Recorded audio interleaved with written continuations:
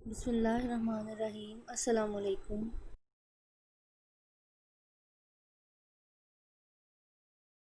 Here is last lecture, lecture 6 of the series Programming Techniques. Let's discuss problem number 10, in which we have to find the sum of even numbers up to 100. By looking at the problem thoroughly, we get to know that there are two tasks we have to perform. First, we have to generate even numbers till 100, and second, we have to sum the numbers. Let's move to algorithm. Here in step 1, start. In step 2, we have assigned 0 to sum and k to 2. K is basically your index, or you can say it is your count. अब यहाँ पे question arise हो सकता है कि हमने index को 2 से क्यों स्टार्ट किया है। तो इसका आंसर ये है कि आपका जो फर्स्ट इवन नंबर है वो 2 है। अब 2 में हम क्या ऐड करें कि हमारे पास अगला इवन नंबर जनरेट हो। तो अपने ये माइंड में रखें कि 2 में अगर हम 2 ही ऐड करेंगे तो हमारे पास अगला नंबर जो है वो क्या जनरेट होगा, 4। 4 में 2 ऐड करेंगे तो अगला नंबर क्या जनरेट होगा, 6। 6 में 2 ऐड करेंगे तो अगला नंबर क्या जनरेट होगा, 8। तो इसी तरह से हम अपने इंडेक्स को मूव करवाते करवाते 100 तक जाएंगे। ऐसा नहीं है कि कंप्यूटर ऑटोमेटिकली इंडेक्स को जनरेट करता है, बल्कि हमें उस इंडेक्स को या काउंट को जनरेट करवाकर अपनी अपर लिमिट तक लेकर जाना पड़ता है। स्टेप 3 में देखें कि sum is equal to sum plus K. Very first time sum में क्या वैल्यू होगी, 0, और जो आपका के है उसके अंदर क्या पड़ा हुआ है, 2। तो 2 प्लस 0 क्या हो जाएगा, 2, और वो वैल्यू जो भी हमारे पास रिज़ल्ट आएगा वो किसको असाइन हो जाएगा, सम को। स्टेप 4 पे आ जाएं। यहाँ पे हम क्या कर रहे हैं कि k इज़ इक्वल टू के प्लस 2। के की वैल्यू प्रीवियस स्टेप पे क्या थी, 2 थी। 2 में 2 ऐड किया तो हमारे पास रिज़ल्ट क्या आ गया, 4 आ गया। नीचे आ जाएं स्टेप 5 के अंदर। If k is less than equal to 100, तो k की वैल्यू इस वक्त आपके पास है 4। तो 4 जो है वो लेस देन इक्वल टू 100 है, कंडीशन आपकी क्या है, ट्रू है। देन क्या करें, गो टू स्टेप 3। तो आप स्टेप 3 पे मूव कर जाएंगे। अब यहाँ पे क्या होगा कि सम में वेरी फर्स्ट टाइम आपके पास 2 वैल्यू पड़ी हुई थी। अब जब उसके अंदर k ऐड होगा तो k की वैल्यू क्या है, 4 है। तो 4 प्लस 2 क्या हो जाएगा, 6। तो सम में इस वक्त क्या वैल्यू आ गई, 6 आ गई। उसके बाद स्टेप 4 में आ जाएं। स्टेप 4 में आपके पास क्या आ जाएगा, के की वैल्यू थी 4। 4 प्लस 2 क्या हो गया, 6 हो गया। स्टेप 5 में आ जाएं तो k is less than equal to 100, यानी 6 जो है वो लेस है 100 से। कंडीशन आपकी क्या हो गई, ट्रू हो गई। तो हम कहाँ मूव कर जाएंगे, स्टेप 3 के अंदर। स्टेप 3 में जो प्रीवियस वैल्यू थी, अब उसमें क्या हो गया कि सम जो भी आपके पास प्रीवियस सम था प्लस के की वैल्यू क्या हुई है, 6। तो previous value of sum plus 6, जो भी रिज़ल्ट आएगा वो अब सम को न्यू वैल्यू असाइन हो जाएगी। उसके बाद नीचे आ जाएं तो previous value of K is 6। 6 plus 2 क्या हो जाएगा, 8। तो new value of K is 8। नीचे आए स्टेप 5 में, 8 इज़ लेस देन 100, कंडीशन आपके पास ट्रू है।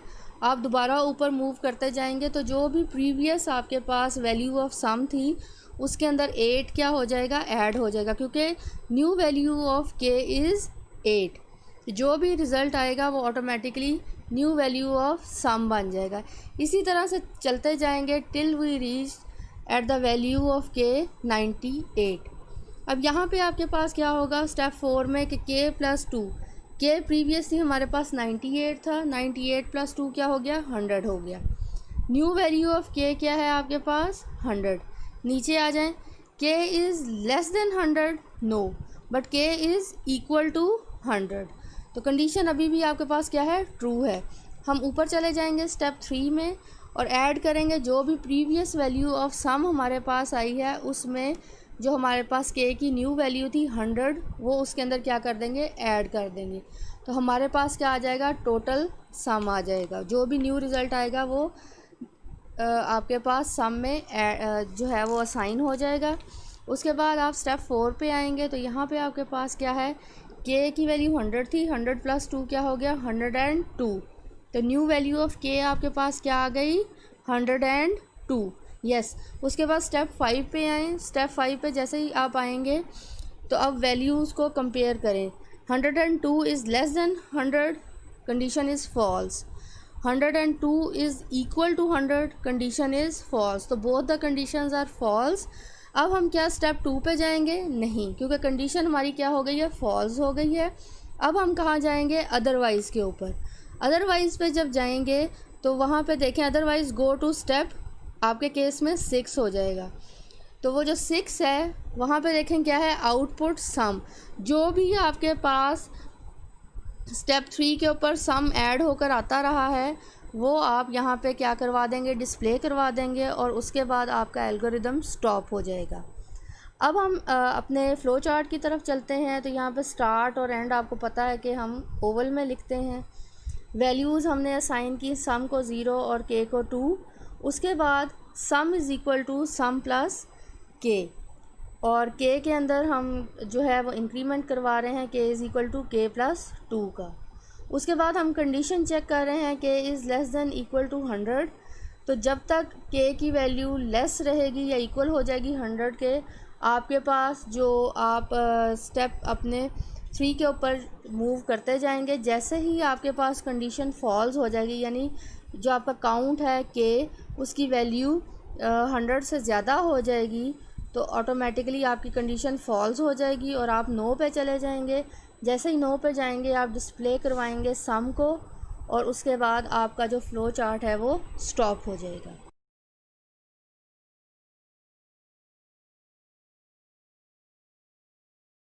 Problem number 11। Here we have to develop the logic to print a table of a given number। तो सबसे पहले एग्जाम्पल को देखते हैं। एग्जाम्पल में हमारे पास एक नंबर है 7, जिसका हमने टेबल प्रिंट करवाना है। तो 7 को हम रियल लाइफ में कैसे टेबल प्रिंट करते हैं कि 7 × 1 is equal to 7, 7 × 2 is equal to 14, 7 × 3 is equal to 21, till 7 × 10 is equal to 70। अब यहाँ पे अगर आप ध्यान से देखें एग्जाम्पल को, तो आपके पास 7 का जो नंबर है दैट इज़ फिक्स, क्योंकि हम 7 का टेबल प्रिंट करवाना चाह रहे हैं। उसके बाद हम उसको मल्टीप्लाई कर रहे हैं किससे, हमारे पास एक काउंट है, यानी काउंट वेरी फर्स्ट टाइम 1 था, उसके बाद 2 हुआ, फिर 3 हुआ, टिल 10। अब क्या ये 10 से आगे जा सकता है? बिल्कुल जा सकता है। अगर हम इसकी वैल्यू को इंक्रीज़ करना चाहें तो बिल्कुल इंक्रीज़ कर सकते हैं। यानी अगर हम इस टेबल को 20 तक प्रिंट करवाना चाहें तो हम करवा सकते हैं। उसके बाद हमारे पास फाइनली क्या होता है कि 7 × 1 इज़ इक्वल टू, जो हमारे पास प्रोडक्ट आता है उसको क्या कहेंगे, वो 7 होगा। 7 × 2 क्या होगा, 14 होगा। तो अगर आप देखें तो आपके पास जो n है, यानी जो नंबर है जिसका टेबल प्रिंट करवाना है, वो आपके पास कांस्टेंट है। k यानी काउंट जो है वो आपके पास इंक्रीमेंटल है। और कैसे हम सीरीज़ जनरेट कर रहे हैं कि 1 + 1 2, 2 + 1 3 एंड टिल 10। तो हमारे पास के में इंक्रीमेंट हो रहा है किस चीज़ का, 1 का। प्रीवियस वैल्यू में +1 होकर हमारे पास के की न्यू वैल्यू आ जाती है। उसके बाद अगर हम प्रोडक्ट के वेरिएबल p को देखें तो उसमें हमारे पास क्या है कि n वो नंबर जिसका टेबल प्रिंट करवाना है, और उसको हम मल्टीप्लाई करवा रहे हैं किससे, काउंट से, और जो रिज़ल्ट आ रहा है उसको हम स्टोर करवाते जा रहे हैं p के अंदर। तो दिस इज़ द लॉजिक कि n will remain fix. k में क्या हो रहा है, इंक्रीमेंट हो रहा है प्रीवियस वैल्यू में, और हमारे पास k की न्यू वैल्यू आ जाती है। और प्रोडक्ट हम कैसे गेन कर रहे हैं कि हम p is equal to n जो कि नंबर है, और k हमारे पास क्या है, काउंट है, और k की वैल्यू हमारे पास हर दफ़ा चेंज हो रही है, जिसकी वजह से p भी हमारे पास हर दफ़ा चेंज होता जाएगा। अब हम देखते हैं कि हम इसका एल्गोरिदम और फ़्लो चार्ट कैसे बना सकते हैं। यहाँ पे आपके पास इनपुट में वो नंबर होगा जिसका आपने टेबल प्रिंट करवाना है और वो है n। n means any number, ठीक है। उसके बाद जो आउटपुट है उसमें आपने जो है वो टेबल को प्रिंट करवाना है और प्रोसेसिंग में आप जो है वो मल्टीप्लाई करेंगे नंबर को काउंट के साथ और उसका जो रिज़ल्ट होगा उसको p यानी प्रोडक्ट के अंदर स्टोर करेंगे और उसके बाद रिज़ल्ट को क्या करवाते जाएंगे, डिस्प्ले करवाते जाएंगे। अब एल्गोरिदम की तरफ चलते हैं। तो यहाँ पे आपके पास क्या हुआ कि स्टेप 1 में आपने स्टार्ट किया, स्टेप 2 में लेट n बी 7, जैसा कि मैंने प्रीवियस स्लाइड के अंदर एक्सप्लेन किया था। यहाँ हम n को 5 ले लेते हैं। उसके बाद इनिशियलाइज़ करेंगे, जो आपका काउंट है उसको वैल्यू क्या असाइन करते हैं, k इज़ इक्वल टू 1, ठीक है, क्योंकि आपका टेबल हमेशा किससे स्टार्ट होता है, 1 से। नेक्स्ट स्टेप में आ जाएं। अब हम क्या करेंगे, p आपका जो प्रोडक्ट है, ठीक है, उसको आप मल्टीप्लाई करेंगे n is basically the number. और जो मैंने एग्जांपल ली है उसमें मैं कहती हूँ कि जी 5 है, लेकिन जो आपकी बुक में एग्जांपल दी हुई है वो क्या है, 7 है। तो n can be any number, ठीक है। उसके बाद आपके पास क्या होगा, n को मल्टीप्लाई कर देंगे k से। अब k आपका क्या है, काउंट है या वो नंबर है जिसमें आप क्या करवाना है, आपने इंक्रीमेंट हर दफ़ा करवाना है। मल्टीप्लाई होने के बाद जो भी रिज़ल्ट आएगा तो वो कहाँ चला जाएगा, p के अंदर। स्टेप 5 में हम क्या कर रहे हैं, स्टेप 5 में बेसिकली हम कर रहे हैं कि हम प्रिंट करवा रहे हैं या डिस्प्ले करवा रहे हैं n को, n is the number, k जो आपका काउंट है और p जो कि आपका प्रोडक्ट आया है n और k को मल्टीप्लाई करने के बाद। स्टेप 6 में क्या हो रहा है कि k की वैल्यू वेरी फर्स्ट टाइम क्या है, 1 है। 1 + 1 क्या हो गया, 2। तो अब k की न्यू वैल्यू क्या हो गई, 2। स्टेप 7 में आ जाएंगे तो यहाँ पे आपके पास क्या हो गया कि 2 is less than equal to 12। तो आपकी कंडीशन क्या है, ट्रू है। Then go to step 3। जी आप स्टेप 3 पे मूव कर जाएंगे। यहाँ आपके केस में स्टेप 4 होगा। अब दोबारा से देखें, n की वैल्यू विल रिमेन फिक्स क्योंकि वो तो नंबर है जिसका आपने टेबल प्रिंट करवाना है। और k की वैल्यू क्या हो गई थी, नीचे इंक्रीमेंट होने की वजह से 2। तो 5 × 2 क्या हो गया, 10 हो गया। तो अब प्रोडक्ट में या p की जो न्यू वैल्यू है वो आपके पास क्या है, 10 है। अब यहाँ पे स्टेप 5 के अंदर क्या हो रहा है, आप n को प्रिंट कर डिस्प्ले करवाएंगे, k यानी काउंट जो कि 2 है उसको डिस्प्ले करवाएंगे और प्रोडक्ट में क्या पड़ा हुआ है, 10 पड़ा हुआ है। स्टेप 6 में आ जाएं तो k में पहले से क्या पड़ा हुआ है, 2 + 1 क्या हो गया, 3 हो गया।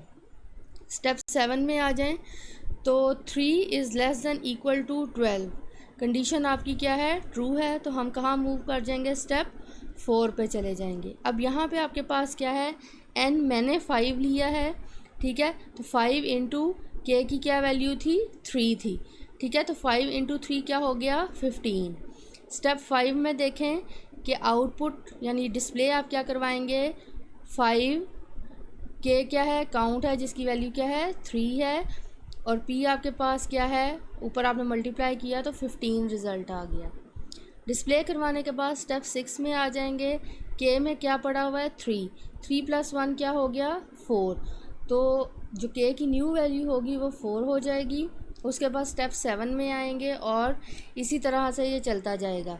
अच्छा, अब ये जो आपका मल्टीप्लिकेशन टेबल है ये 12 तक प्रिंट करवा रहे हैं, ठीक है। आप इसको 20 तक भी प्रिंट करवा सकते हैं और आप इसको 10 तक भी प्रिंट करवा सकते हैं, it is up to you. जैसे ही इंक्रीमेंट लेते लेते आपका जो k है या काउंट जो है वो 11 पे जाता है, तो 11 पे जब ये जाएगा तो क्या होगा, p यानी 5 × 11 क्या हो जाएगा, 55 हो जाएगा। स्टेप 5 में आप क्या करेंगे, डिस्प्ले करवाएंगे n को, k यानी 11 और p यानी 55। नीचे आ जाएंगे।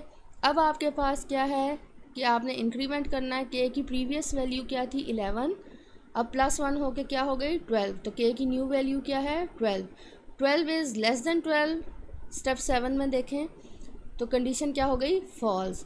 लेकिन के यानी 12 इज़ इक्वल टू 12, तो कंडीशन क्या है, ट्रू है। आप दोबारा ऊपर स्टेप 4 में चले जाएंगे और मल्टीप्लाई करवाएंगे n, यानी मैंने 5 लिया है, 5 इंटू 12 क्या हो जाएगा 60। डिस्प्ले करवाएं स्टेप 5 के अंदर n 5, के की क्या वैल्यू है 12 और p की क्या वैल्यू है 60। डिस्प्ले करवाने के बाद नीचे आएंगे तो k में 12 पड़ा है, 12 प्लस 1 क्या हो गया 13। नीचे आ जाएं स्टेप 7 में, 13 is less than 12 false, 13 is equal to 12, condition क्या, both the conditions are false. तो अब हम कहाँ मूव कर जाएंगे, अदरवाइज़ पे, और गो टू स्टेप 8, और 8 में हमारा एल्गोरिदम क्या हो रहा है, स्टॉप हो रहा है।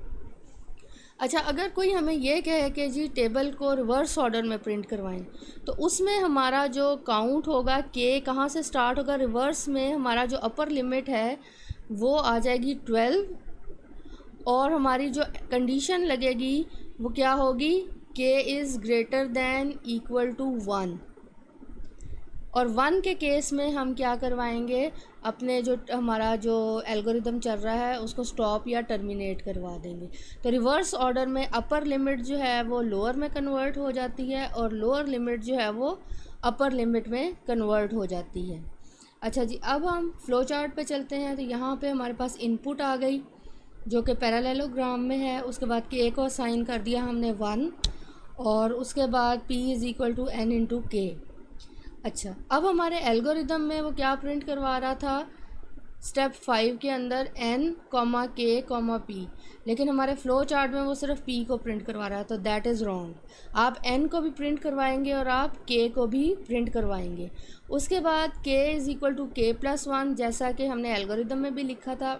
उसके बाद कंडीशन चेकिंग हो रही है, जब तक k की वैल्यू लेस देन 12 रहेगी तो आप जो है ऊपर स्टेप में मूव करते जाएंगे। जैसे ही k की वैल्यू जो है वो 13 होगी तो आपकी कंडीशन क्या हो जाएगी, फॉल्स हो जाएगी, यानी नो हो जाएगा, और उसके बाद आपका फ्लो चार्ट स्टॉप कर जाएगा।